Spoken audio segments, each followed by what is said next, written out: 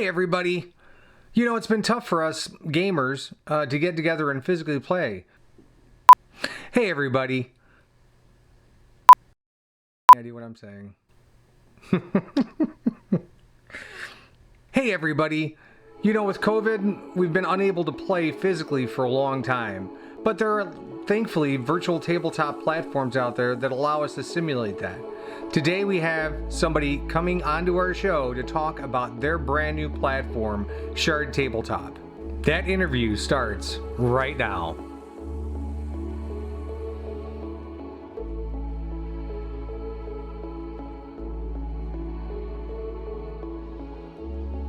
So how long has this product been in development?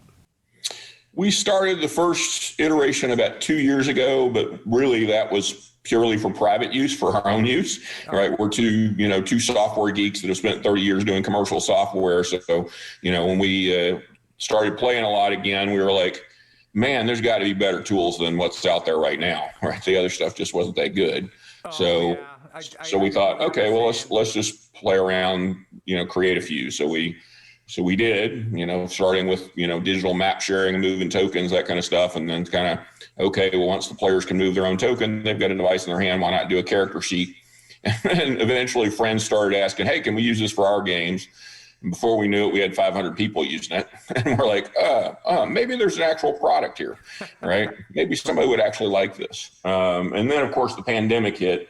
And so, online play became a bigger component of what we're doing. The technology was always designed for online, but we used it mostly in person, like sitting around a table, and that sort of stuff.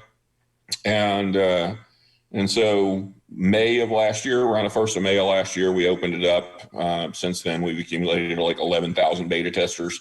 Thousands of people use it every week online. Yeah, awesome. Something like 30,000 hours played to date, sort of thing. So it's been good. So with the Kickstarter that just kicked off, I think was it last Friday? Tuesday, actually. Just a few days ago. Yeah. Well, it looks like you guys are already funded. We've got some amazing stretch goals on the board. With effectively the stretch goals are all designed to put more content in the hands of the players and the DMs right out there, and make sure that they have lots of content-rich stuff going on. And we were, lucky enough to partner with a whole bunch of independent creators that have already created things for Shard, have experience, and are willing to participate in the campaign to get their creative works in the hands of the users. So all good. That's awesome. So from that standpoint, when I was on and I wasn't playing, obviously I was just kind of checking out the DM side of things and the character side of things and the map side of things. Because one of the things could be tricky, especially with maps, is getting them sized properly. And it seems like you guys have overcome that problem. Yeah, I mean, effectively, we want everything. I mean, the three things we kind of pride ourselves on in terms of how we differentiate is ease of use. So every task we say, what's the easiest way for somebody to do this, right? And whether it's sizing a map, creating a token, finding a map, right? Both token creation and finding a map integrate web search, so you can literally go find any map you want on the web, right? If it's posted, you can use it for personal use, right? Same for a token. If the image is posted that you like, you can use it for personal use. Obviously, you can't republish those things, but you can use them in your own games, right? And making that easy for people was a big deal. Second thing is multi-device support. So the idea that it works on any device. I don't know if you tried it on your phone or a tablet, but the whole interface works on those devices as well. So you can we have people who run games, game master from their phone. I can't imagine doing it, but man, it's the fact that it works is pretty amazing.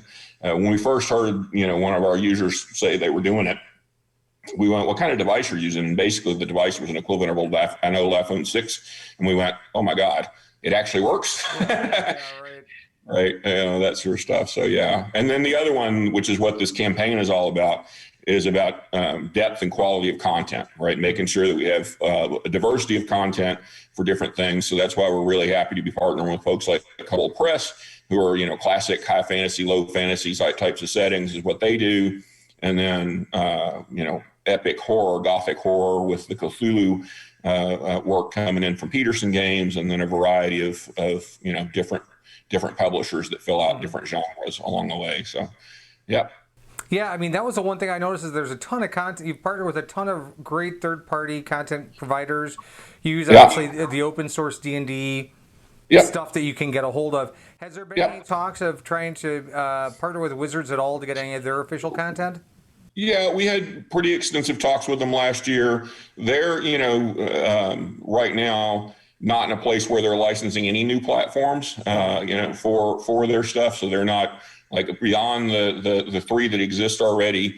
There was a fourth, but they actually removed that license recently. And that sort of stuff. They're not licensing any new platforms, and it's a legitimate concern on their part. They're worried about content fragmentation, about people having to buy content, multiple times on different platforms to get what they want. So it's a legitimate concern for them. Unfortunately, for the fans, it means you might not be able to find the content on the platform you want, right? And that sort of stuff. So they're hopefully working to address that problem. We're hopeful that over the next year that they'll find a way to digitally license the content through their own site for use on any platform. And if they do that, then we'll be all over it the minute it happens. Yeah, that would be a smart move. I completely understand their, because I mean, that's a frustration they're probably hearing from players like you and I, where it's like, how many times do you have to buy a digital book? Right, exactly. Exactly. Do you have to, buy it once on Beyond when we use it as a player, and another time on your tabletop of choice when you want to use it as a game master? Like, what is, I mean, how many different times? And oftentimes people like to have the print edition as well. I mean, I'd love to be able to go to Wizards right now, buy the print edition, add on the digital rights so that I could use it on any platform I wanted. And that's That was one of the things that even if it was a few dollars more to do that, I would be happy to do it. Right. Yeah. That's one of the things that I've always looked at is if you're going to buy the physical book, give me the digital for even a discount. You're still double dipping me, but at least give me the digital copy Right. if I'm buying the physical. Well, the interesting thing is we know the technology exists because they, in the Essentials kit, when that went out, at first exclusively through Target, right? There was actually a digital coupon in there, which was a unique QR code, right? That you scanned it that unlocked it on D&D Beyond, right? So the technology to sell a physical product that has a unique coupon in it that unlocks a digital version, that technology exists. Right. And so it's not a either or. It's not like Wizards has to choose. They could actually do both if they chose. Right. So hopefully they will choose to do that. And what that would mean is, when we got that unlock code on our side, if you use that unlock code on our side, we would go check, Wizards site, right, through a web API and unlock the Shard version of it for you if you had officially purchased it. So if you were, one of the rights holders. Right. So. Right. I think that's the biggest thing right now with VTTs in general is just trying to get content in there. And you've done a really good job with, again, partnering with a lot of creative people. We're super happy with the partners we've got. Obviously, some of the bigger names in 5e publishing in general, right? I mean, Caldwell Press is the biggest around besides Wizards. And then we've got a number of quality publishers in there. And the list's not done yet. We've got several others yet to announce. So, we didn't want to overwhelm people with too many options in the first Kickstarter, but there will be further announcements as soon as next week about additional publishers. So now, how many people developed it? Was just two of you, or? Two of us did the bulk of the heavy lifting, both in terms of design and code, which we've kept it pretty tight in terms of what the coding is. We know other teams have lots of people working on it, but both of us, like I said, I spent 20 years at Microsoft. My partner Darren spent 25 years at Microsoft doing software development. Right. We kind of know what we're doing, so we've managed to keep it pretty tight. Well, that's always awesome. Too many coders spoil the soup, I guess. You can get to that point. And I think right now Darren's doing the bulk of the heavy lifting on the marketplace. He would like to have a third coder take that piece over, the e-commerce piece, but for the core of the game engine, we're constantly on our Discord or on our Facebook user group talking to people about what they want to see and what features they'd like next and all that sort of stuff. We literally, when we first launched the beta, it didn't have a digital dice roller in it, right? And one of the users went, because we were sitting around a table with physical dice and we didn't need them, right? It wasn't an issue for us, right? And that kind of stuff. And they pointed out that, yeah, okay, maybe only half the people actually use digital dice, but that's half the audience you want to be able to serve. And so 3 days later, we launched a digital dice roller, right? It's, it's not, I sat down and did all the graphics and the design work on it. Darren did the coding, and we were off we went, right? So yeah, right. One of the things that I was impressed with was the map. To go back to the maps, is the whole structure of that, as far as the DM being able to lay out encounters, and then on top of that, you being able to move your tokens, select what you're going to attack, roll, and have it automatically deduct all that information. Yep. And that so it's all set up so that players have agency. They can move their own tokens on the map and that sort of stuff. The DM has control of the fog regions and what parts of the map are visible. They can either draw polygons or use the brush to remove fog from the map. It's the tokens are players can add spell tokens to the map, for example, to show the area effect of a spell or the range of a spell. You can ping the map and measure any distance you want. You can ping the map to say, hey, look over here, right? That sort of thing, right? All those features are built into the map sharing aspect of it. And it, like you pointed out earlier, it's really easy to bring in any digital image and size it as a map, right? To basically just say, hey, my grid size is 70 or 80 pixels per 5 feet, bang, here you go, right? And we visually show you what that's going to look like on the map before you commit it. And you can always go to settings and adjust it if you got it wrong. So it's like, it's pretty straightforward. And then when if you're prepping your encounters, dropping a pin on the map and being able to say, okay, this pin has this many monsters attached to it, whether they're visible or not at the start of the encounter, all those tools are already built in.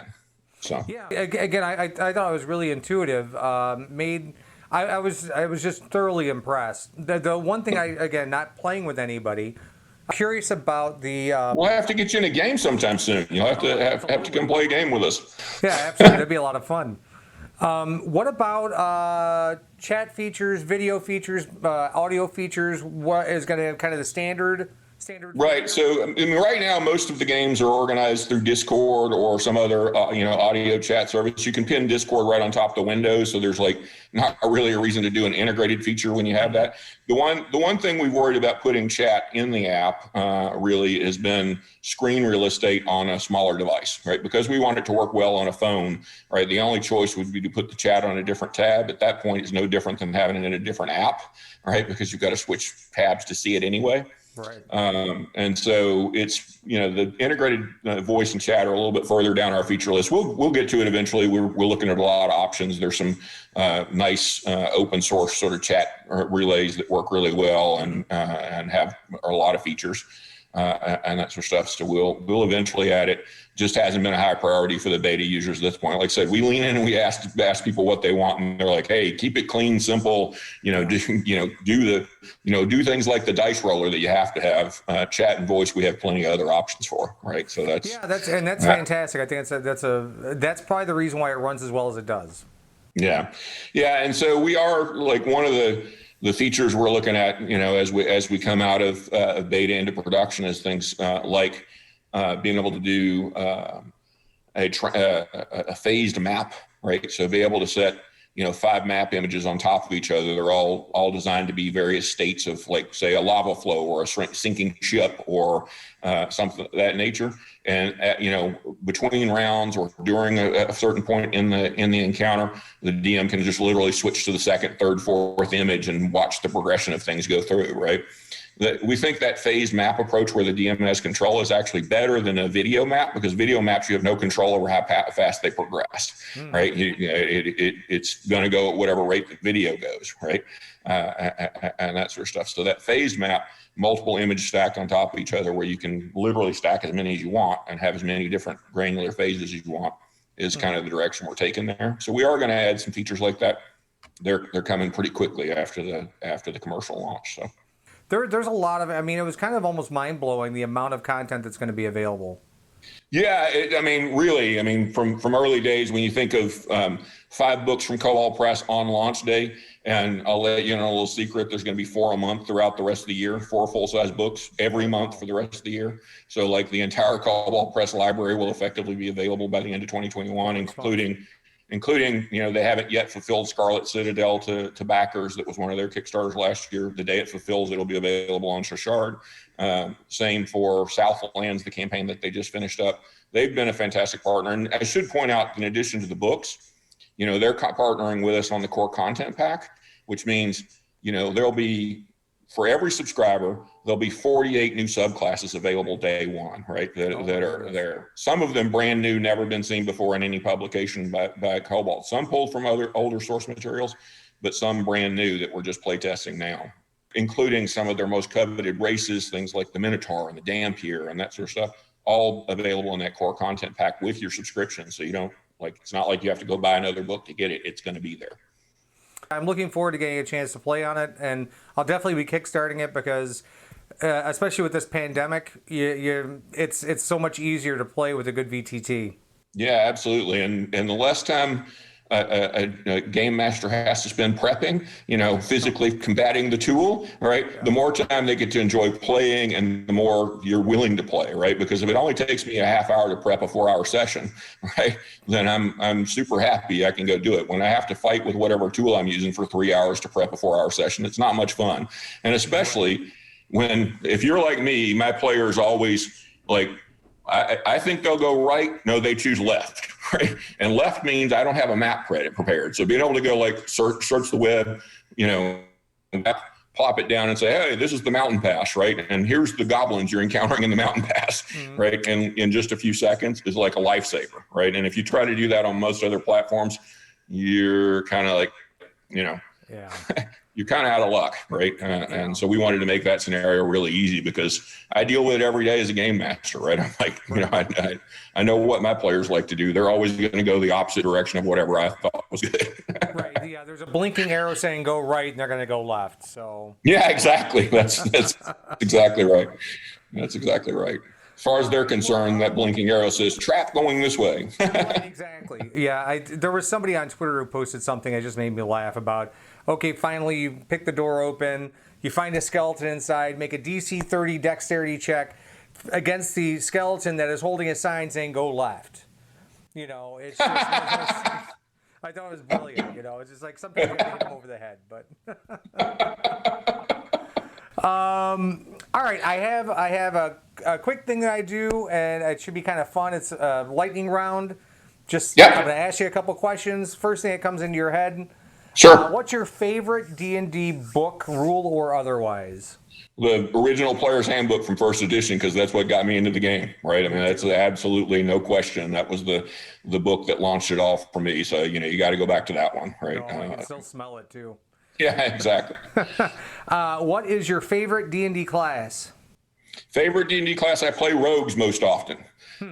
So I'd have to say rogue is my favorite class. I love the combination of being able to hang back and use archery skills in combination with sneak attack and, being the scout of the party and that sort of stuff. So rogue. It's a lot of fun. Yeah. 2D10 or 1D100? We list it in the UI as a D100, but show it as 2 10-siders in the die roller. So I guess we have it both ways. I remember when those first came out, everybody was snapping them up, but then the things would never stop rolling. Oh, no. Physical dice, I don't own a D100. I've definitely used the differently numbered 10-siders. Right. Chocolate or vanilla? Chocolate every day. Stick shift or automatic? Stick. I've learned to drive on a stick back in the day, and I still love driving stick. Convenient for an automatic, but man, I still love driving a stick shift. Yeah, my husband loves stick, and I can't drive it for shit. So it's nice when he buys a car. When he used to have a stick shift, never had to drive on long road trips because I didn't know how to drive it. Right. So same issue with my wife. So most of the cars are in fact automatics. In fact, every one we own right now is an automatic for that reason. But I still love to drive a stick shift occasionally. Right. No doubt about it. Yeah, it was kind of amazing to watch him drive because he could, back in the days when we smoked, he could smoke. He'd have a cigarette in one hand, a Coke in this hand, and he'd be holding a piece of pizza and stick shifting at the same time. Yeah. So it's like, this is sounds like college to me, man. It sounds like what Let's see. Thaco versus now. Um, Now it's so much easier, right? I mean, it's hard to argue. I mean, I learned to play with all the Thaco tables and all that sort of stuff. I'm not sorry to see them go. Yeah, this is true. I just took a look at it for the first time in a while, and I was like, man, that was a pain in the butt. Yeah, I mean, yeah, definitely. All right, beach or pool? What's that? Beach or pool? Beach for me, man. I love swimming in the ocean. Hawaii is one of our favorite destinations. We live in Seattle, so not much swimming in the ocean here, but Hawaii is one of our favorite destinations. And what is your favorite Twitter interview show? Twitter interview show. This one, of course, absolutely. Why would I choose anybody else? Okay, so I mean, as we kind of wind down, is there anything that you wanna tell people that I haven't asked you about regarding Shard? No, I mean, basically, give it a try. The beta's still open. You can try it at play.shardtabletop.com. If you want more information before you sign up for an account, it's just the shardtabletop.com account. And check out the Kickstarter. There's lots of great content available and a subscription option that's perfect for just about anybody. There will always be a free version though, so you don't have to rush to that conclusion if you're not ready. And the one thing I didn't mention, which I think is super exciting, is some of the built-in streaming options. Yeah, so if you're a streamer out there, we actually have two different modes, what we call watch mode, right? So watch mode is basically a screen, you think we've always supported a second screen with the player view of the map, right? And that might be okay for broadcasting, but really you want the viewers to know a little more, to have a little more omnipresence than the players, right?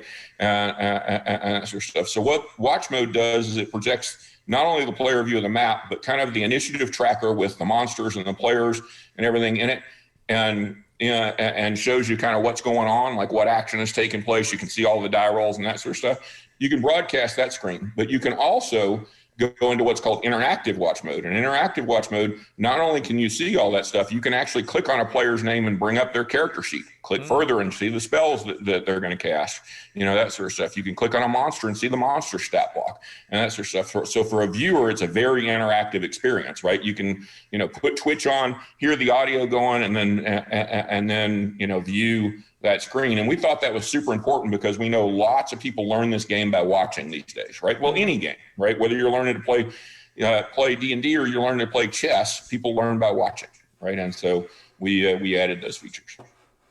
And if people have any questions about this and they want to email you, would you like to give them your email address? Yeah, sir. My email is hal@shardtabletop.com. Real easy to remember, HAL@shardtabletop.com. You can get us there anytime, right?